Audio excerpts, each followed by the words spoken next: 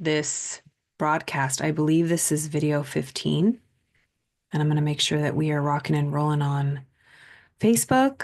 I believe this goes on YouTube a little bit quicker than Facebook for whatever reason. Here she is. Let's refresh. Welcome, everyone, to your daily reading. We are continuing the reading of Elsie Lincoln Benedict's book, How to Get Anything You Want. Let's take a gander at this cover together. How to Get Anything You Want by Elsie Lincoln Benedict. This book was written back in 1923, and it is so good. She is a metaphor queen, just like yours truly. I love me a good metaphor. All righty. So we will pick up where we left off. She was on a roll yesterday, and so was I. Let me be honest, okay? So she was saying there are two worlds, the seen and the unseen, that happens within. There are two worlds, the seen and the unseen. We think of the seen as the most real, but it is really only the coat worn by the unseen, what happens in the mind. A coat that changes as the inner world produces happiness or wretchedness, success or failure, health or disease. Remember, and I held up my mirror and I said in yesterday's reading, it's when we are upset that things out here, the real world, doesn't change, and we try to fix it out here at the level of effect, when really this is only a reflection of this. So if we want this to change, this has to change first. So if we want the reflection in the mirror to change, we have to change. Period. It's like we have to be the change we want to see, right? Didn't Gandhi say that? All right. Cause is always more significant than effect, for it is the creator of them. Your unseen world is far more significant than your outer seen world. This personal unseen world is your own individual domain. Your unseen world is your own individual domain. This feels really good. This is my feather pen. Okay. Okay. So your unseen world is far more significant than your outer seen world. This personal unseen world is your own individual domain. No one but yourself can rule it. Nobody but yourself can rule it. I was just thinking about Viktor Frankl, his book, Man's Search for Meaning, and how the one thing that he realized was the only thing that those guards couldn't take from him was his ability to think whatever he wanted, to respond, to think the way he wanted to, and it saved his life. It's a powerful book, Man's Search for Meaning, Viktor Frankl. No one but yourself can rule it. It is your kingdom. Your mind, your inner unseen world is your kingdom, and nobody but you can rule it. We are not taught this. This is literally the number one thing in personal and spiritual development between success and failure. If you just get this one thing, your life is dictated by your inner world. You are in total control. And I'm talking to myself because we have to remind ourselves of this every day because it's easy to feel like a victim or that we don't have control. We don't have control over other people and what they do. Everyone has free will. But we are in control of what we think, of how we are going to perceive and see something, right? The lens, our point of view. She talked about that yesterday, our POV. Hold on, let me clear my throat.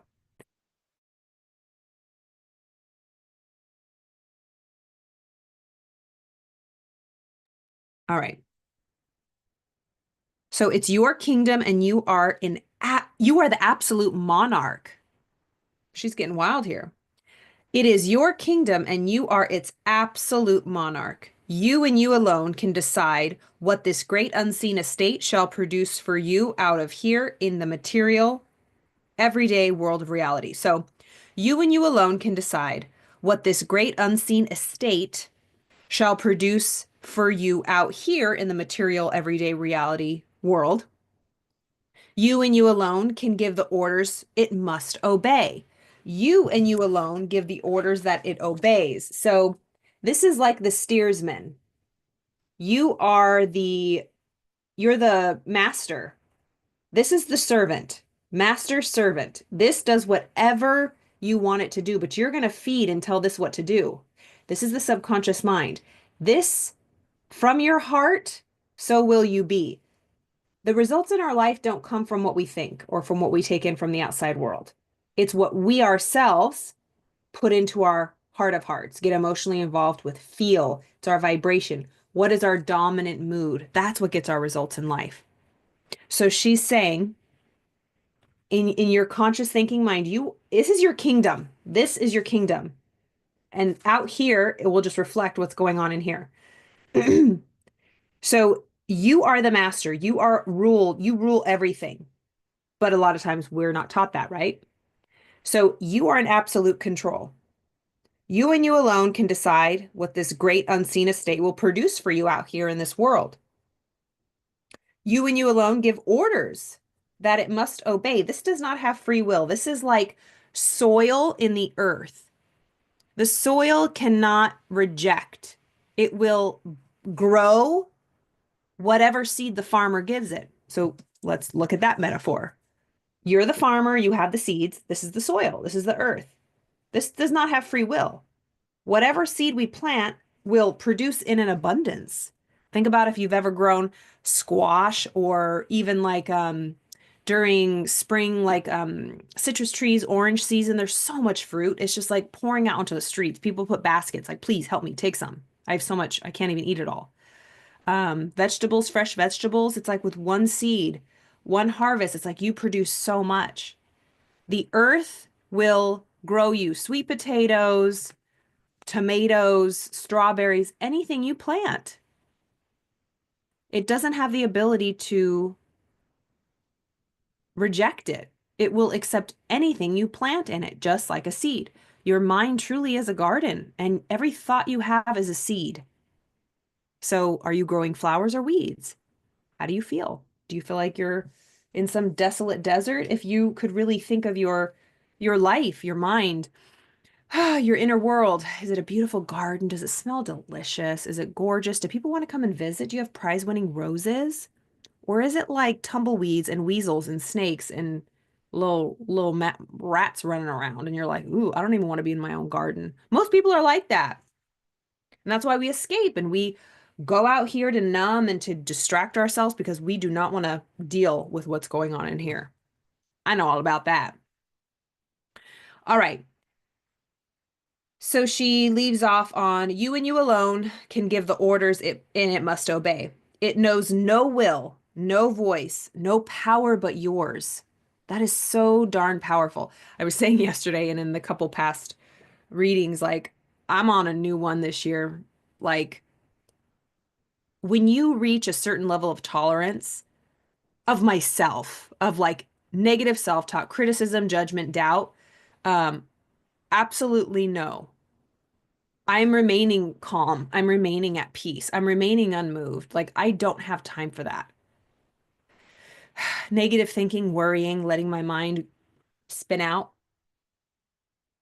I must say, I had such a large window of tolerance today. I'm so proud. Like I'm talking the window was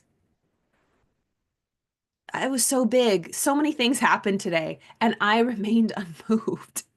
The internet went out like two or three times when I was on important calls. I was running, teaching one of them, and it totally went out.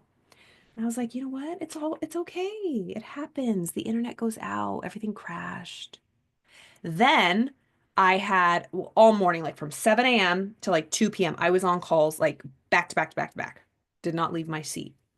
And I was like, oh my gosh, I was running up against another call. I had to run and teach it. And I grabbed my mason jar that I drink out of and I ran. I think I was running to the bathroom. Anyways, it totally fell and cracked open.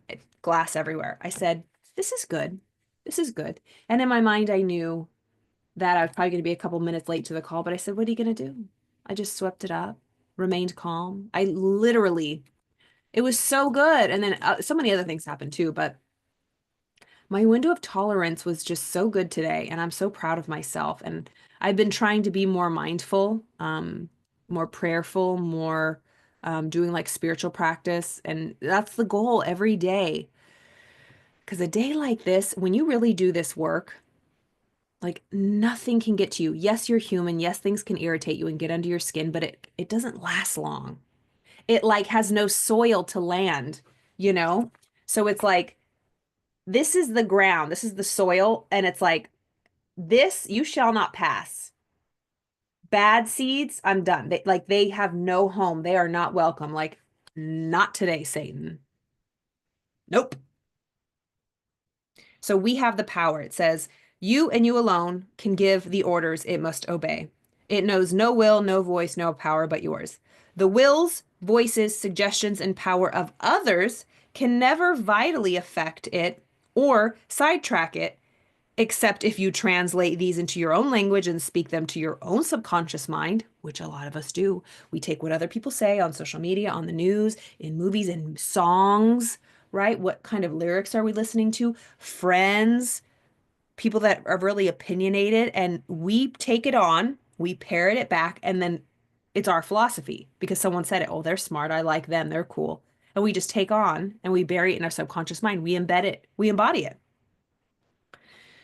So it's our choice if we take that in or not, good or bad, good or bad. It is because of this that all psychologists now declare there is no suggestion except auto-suggestion. Hello.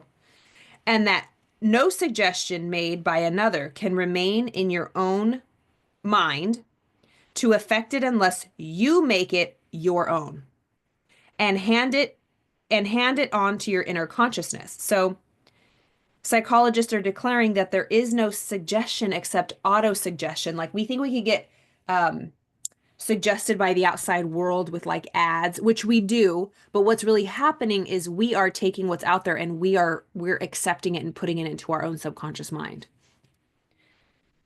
So they're saying that there's no suggestion but to ourselves. A suggestion from yourself to yourself is the definition of an auto-suggestion. I am suggesting to myself all the time, 24/7. So are you, so is everybody else. But what are we suggesting? Oftentimes it's subconscious. We don't even know how we're talking to ourselves. It is because of this that all psychologists declare that there's no suggestion but auto-suggestion. Things cannot affect your mind. You make it unless you make it your own and give it over to your inner subconscious mind. It is this which makes every suggestion you give yourself so powerful.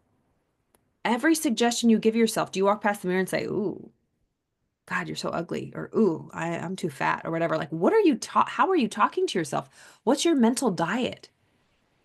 What are you suggesting to your subconscious mind, especially if it's filled with emotion? You give the order wherever you back up that order with every fiber of your being. Having ordered it, expected and worked toward it throughout your organism, it cannot fail to come to pass. Okay. Having ordered it, right? You put the order into the subconscious mind. Having ordered it, expected it, got emotionally involved with it, and worked toward it through you, and it worked toward your organism, your body, it cannot fail to come to pass. This is so good.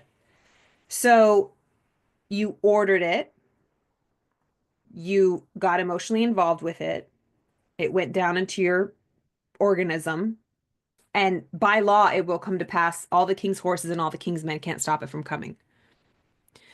This law is operating all the time, whether we recognize it or not. Whatever your moods bend toward, that will you seek, finally find, then touch, and ultimately bring into your life. So that's like, what's the RAS, the reticular activating system? The brain is always looking for whatever we have, like evidence. It like filters out whatever you deem as important or what's on your mind. That reticular activating system will find all the shreds of evidence and give it to you. It's like a feedback loop. So whatever your mood bend towards, that's is what you will seek, your brain, that's what you will seek, and that's what you'll find, and that's what you'll ultimately experience in your life. Whatever you lean away from, ever so slightly, in your secret soul, that will you gradually grow away from. And if the mood of repulsion is continued, finally separate yourself from it completely. So she's saying whatever you lean away from, whatever you stop giving life to, whatever you stop giving energy, attention, and focus to. It's just like a tree, right? Think about a tree, right? A tree, and it has a trunk and sap, like nutrients, sap is coming through the trunk to all the branches and they grow. We'll say there's metaphorically a branch in your life, a habit, a friend, something that you're involved with, a job, a marriage, whatever, a habit, all this stuff, a thought pattern is a branch in your life. You are giving sap, you are giving your life force, energy, attention, focus. But this branch right here, you're like, you know what? I don't want this anymore. The way to get rid of it is not to fight with it. It's just simply to stop giving it sap, stop giving it your life force, stop giving it your energy, attention, and focus. Stop talking about it with your friends. Stop ruminating about it. Stop putting so much focus on it. Put your focus on the other branches or build a new branch. So simply by lack of attention, it will fall away. So if you lean away from it, she says, eventually it will disappear. More will be explained to you concerning this law that we just talked about in the lesson on environment. But this much here will help to clarify in your mind the truth of this powerful law of moods. Wow. During that workshop we did on Saturday, I was saying, okay, we're going to talk about the law of emotion. I bet you never heard of that. Well, really, it's the law of vibration because emotion is energy in motion. It's how we're feeling. It's our feeling mind. It's our emotions. This is vibration that gets sent out to our body. We vibe on a certain level. What dictates our vibe? Our feelings. So feeling is a secret. Napoleon Hill says that. Neville Goddard says that. Earl Nightingale says that. The strangest secret. You become what you think about. Feeling is the secret. How you feel is just another way of saying how you vibrate. So the law of emotion is the law of vibration, and how you vibrate will dictate what you attract to you. And she's saying right here, the powerful law of moods. I think I was her in a past life. I'm going to tell you what. Okay. Whenever doubt or fear enters into these moods, the force behind your desire, instead of being magnetized to bring you that thing, it becomes deadened, neutralized just to that extent. Ooh, this is so good. Okay, so when you have a desire, you want something, she says, whenever doubt or fear enters into these moods and it kind of hovers around behind your desire, instead of the things being magnetized to that burning desire that you got, like, what's the point of creating this burning desire and this big wish and goal and then doubting yourself? And that's okay. We all do that, but like we need to recognize it and get over it. Again, that's what I'm saying. I have no tolerance for fear, doubt, worry, insecurity, uncertainty, like no more. I call BS. So don't let doubt or fear enter your mood. Find a way. Get a prayer circle or something. Get a mastermind group to help you with this, for people to cheerlead you, lean on their faith when yours gets low. It's good. It's good to, we all need it, especially if you're going after big goals. Nobody does this alone. That's what I wish. I'm like, if I could tell my 20-year-old self something, it's like, ask for help, Carla, get a community, like get around like-minded people. I was so like stubborn. I had a lot of pride. I didn't want to ask for help. It was so bad all around. So, whenever you let doubt and fear enter behind your desire becomes deadened, neutralized, just to that extent. But if fear and doubt are repelled every time that they come near you, the drawing power of your desire will ultimately become irresistible. See? Get a desire. What do you want? Anytime doubt and fear comes in, it is repelled. Every time, psh, nope, psh, nope, psh, you are building, you have an idea, a thought, a desire, and then you keep bearing it. You're getting emotionally involved. You got your desire rocking, rocking, rocking. Then doubt comes in. Someone says something, you see something, or an old thought from the past pops up. Oh, but I never get anything good. It doesn't matter. But whenever fear or doubt gets into your conscious thinking mind, kick it out, kick it out, kick it out.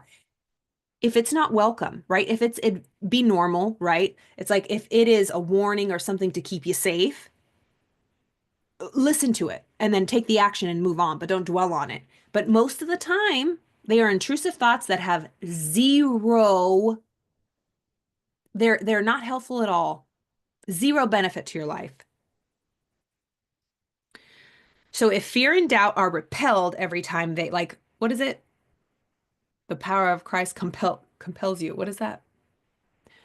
Yeah, I rebuke. Oh, I rebuke. I rebuke you. Like that's how crazy I'm gonna get, and I don't even care. Yeah, I ain't got time for this anymore. Okay. So if fear and doubt are repelled every time they come near you, the drawing power of your desire will ultimately become irresistible. It will become so not from any mystical, mysterious cause, but because of the nature of man. Whatsoever a man thinketh on, that does he become. As a man thinketh, so is he. And as we become, we attain. As we grow inwardly larger, the cloak of reality will become larger and more glorious. If we become small, no power on earth can prevent its shrinking to fit us. Let's read that again. As we grow inwardly larger, the cloak of reality will become larger and more glorious. If we become so small, no power on earth can prevent its shrinking to fit us.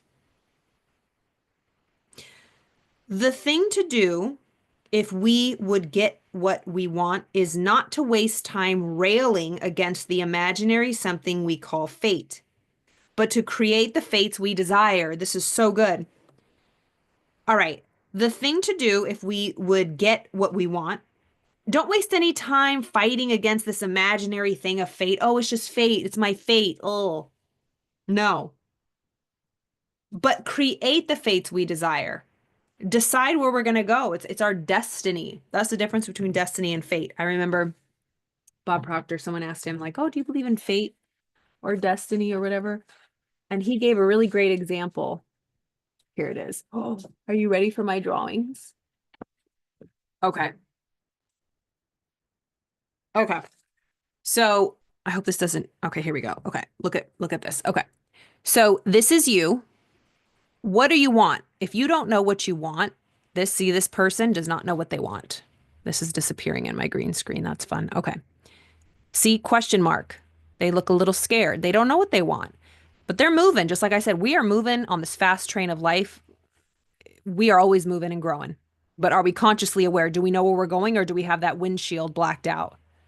Do we know where we're going? This person doesn't, and they're the types that believe in fate. They don't know. They have no idea if they want positive or if they want negative. I mean, no one wants negative, but they don't know what the future holds. Is my fate? What's fated for me? Is it going to be an amazing life, or am I going to, die old, a cat lady, right? It's like that's fate. You just keep going towards your future, not knowing, and it's like a crapshoot. Bingo. No, thank you.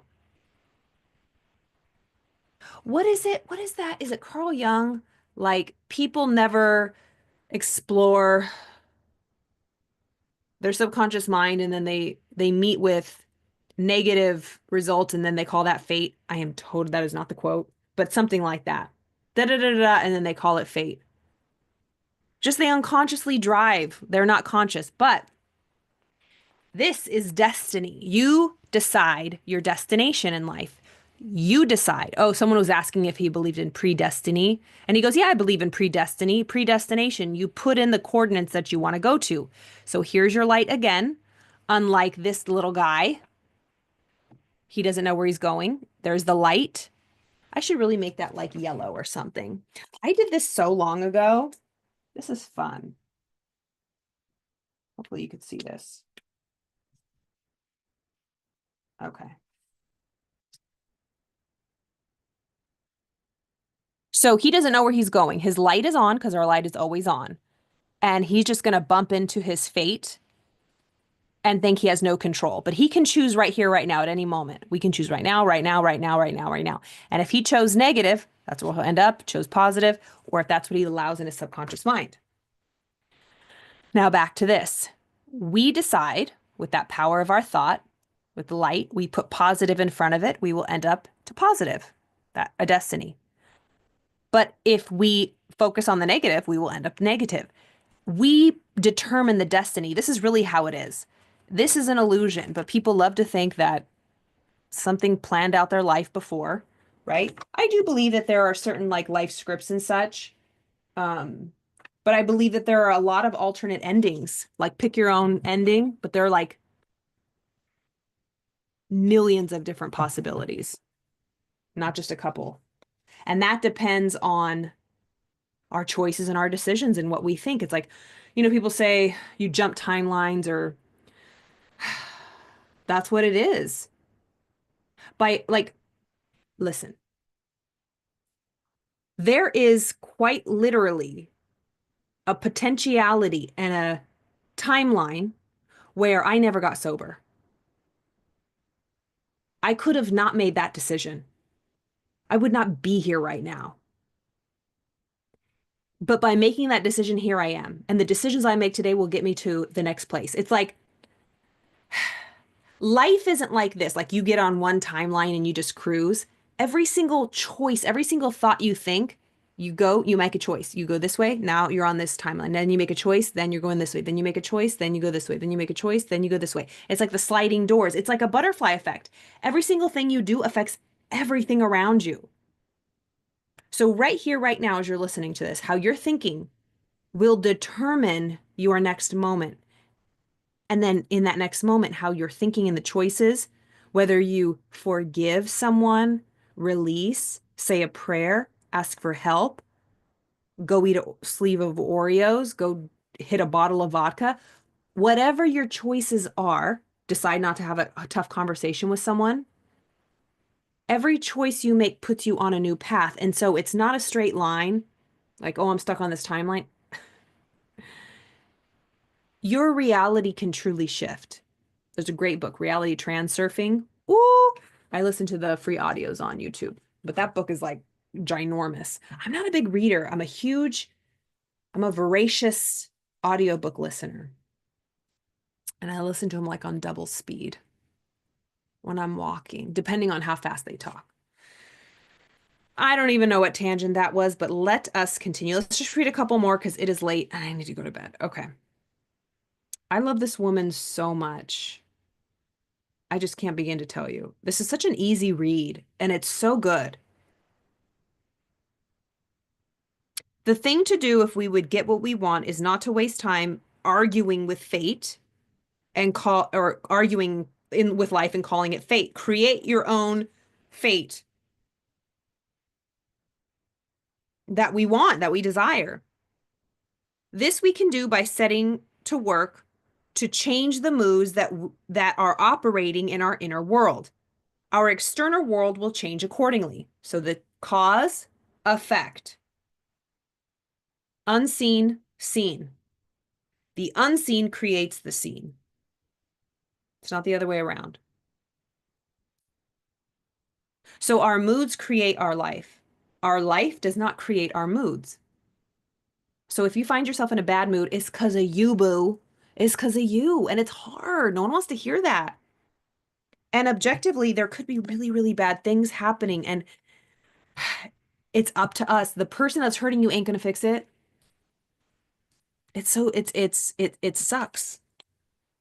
But it's the only way. Do you want to be right or do you want to be happy? Do you want to heal? Do you want to forgive? And who can you help by overcoming that? So, working on our internal moods to change our external moods. Any predominant moods, any predominant mood works itself out into reality by drawing unto itself many apparently outside influences, much as our country in time of war drafts men from everywhere and compels them to come to its aid. So, our predominant moods work itself out into reality. They go out. Our thoughts create our moods and it goes out. And it goes out and it collects all the other soldiers that think like that and brings it back to us. That's like the law of attraction. So our moods work its way out into reality and draw unto ourself all the soldiers to help aid in our battle within. This is equally true whether the attitude is destructive or constructive. If destructive, feel fearful or anxious, and the forces it will summon to its aid, and they are destructive. It can call out only its own workers, just as America can only call on American soldiers and Canada, Canadian soldiers. One of the first external manifestations of destructive attitudes will be apparent in your physical health. No person who is depressed, melancholy, worried, or afraid can stay well. Yeah, it's not sustainable. He may not become aware of this immediately, but soon certain functions will begin to slip and cog. What these are will depend on which organ or system is the weakest link. One of the next things to appear on the surface as a direct result of any person's destructive moods will be the change in his personal appearance. Voice, movements, gestures, facial expressions, and especially the lines around the mouth and eyes will publish it. It's going to tell on you. You're going to tell on yourself. This in turn will repel the very men and women he needs to help him, till sooner or later he will be compelled to confine himself to association with other fear personalities like himself, all of whom will aggravate his own destructive tendencies by directly or indirectly resuggesting them to him. Birds of a feather flock together. If you're negative, you will continue to attract negative people. Conversely, an uplifted outlook will start instantly to rejuvenating you physically and mentally. It will glow so radiantly in your face and shine so brightly from your entire being that successful, constructive people will be attracted to you, learn to like you, and gladly help you toward your desire. When you stop to think that everything we get out of life, we must get through from, with, or by other people, you will begin to see how important the stage of your progress is. There are no self-made people, really. There are only self-made in the sense that they work to deserve the help of others, and having deserved it, they get it. Dang, that's so good. So when you stop to think that everything we get out of life, we must get through, from, with, or by other people, you will begin to see how important the stage in your progress is. I'll stop right there. That is so important. Like, when we think about the people we surround ourselves with, that's why I'm so, so, so, so grateful for the Napoleon Hill Institute and our community that we have. Um, We have in the mornings our morning call at 5:30 in different time zones of the self-discipline camp where we write our goal down, we have gratitude, we visualize. Then we have our daily study calls, 7 a.m. here in Pacific, 10 p.m. over in New York. So we have 2 calls Monday through Friday already. Then we have our mentorship call. Dr. Joe Vitale teaches that the first of the month. He's going to be here tomorrow teaching us live. I teach, Cleona O'Hara teaches. That's the mentorship program. And then you get hot seat coaching every other Thursday, kind of to work on your goals. And then you get the lifetime access to the digital program. I'm saying all this because this is our 2-year anniversary of the Napoleon Hill Institute. Okay. And we're having a big mastermind. We're all going to New York on Saturday, the 11th. So our birthday is 1/11. And we're launching the corporate division with David Meltzer. There's so many beautiful things that are happening. And we're really inviting everybody in this month to get in on our 2-year celebratory. It's really the founding fee of the mentorship program. So if you want to get in to this, if you like Napoleon Hill or personal development or like-minded people or anything I say, message me, leave a message, check the link in my profile. Truly get in now, because if you don't get in by January 30th, I believe, the whole structure is changing. So we're really inviting people to come in now before these big changes happen, or if you want to be a coach. So if you're an entrepreneur, a business leader, a real estate agent, therapist, how you can use these tools in this program in your own business, I encourage you to look into that. Being a certified coach at the Napoleon Hill Institute, like yours truly. Because these principles are so powerful, and it's just such a powerful brand, the Napoleon Hill. So good.